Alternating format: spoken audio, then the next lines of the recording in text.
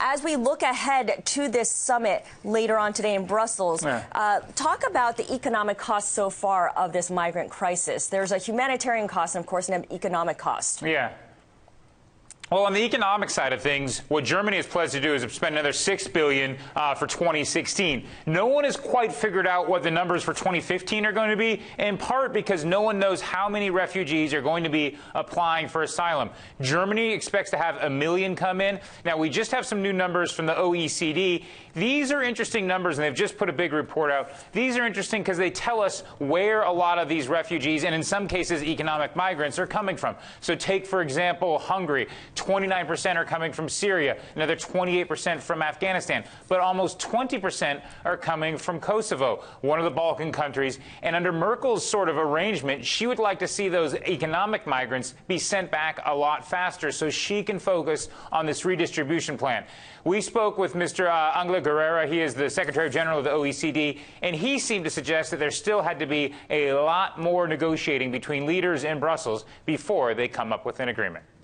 Beyond the crucial issues of quotas and resettlement, which are continuing to be discussed and going to be discussed today, tomorrow, which unfortunately remain unsettled at this moment, receiving countries are and will be facing short to medium-term policy challenges to integrate refugees.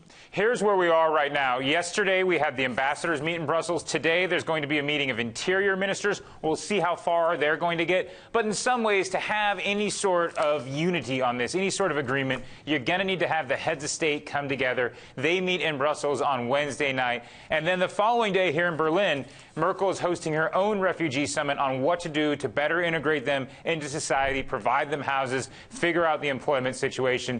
So right now, what we need to have is agreement in Brussels if you want to have this plan, and then a reconciling of all the numbers, which, frankly, no one has a good handle on. Right. Guys? It's very step-by-step. Hans, just give us some perspective here on Angela Merkel. She's clearly the key figure here, and the public perception of her has been all over the place. She was down on Greece. She's now up on the refugee crisis.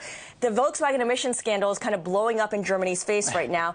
What influence might that have on her ability to round up everyone in dealing with this crisis? Well, at least in terms of forcing Eastern European countries to accept any sort of redistribution plan, if she controls enough votes, a so-called qualified majority at the EU, they can push this through with 55% and then punish those states that don't accept their part of their quotas by withholding funds. That, though, is a drastic measure.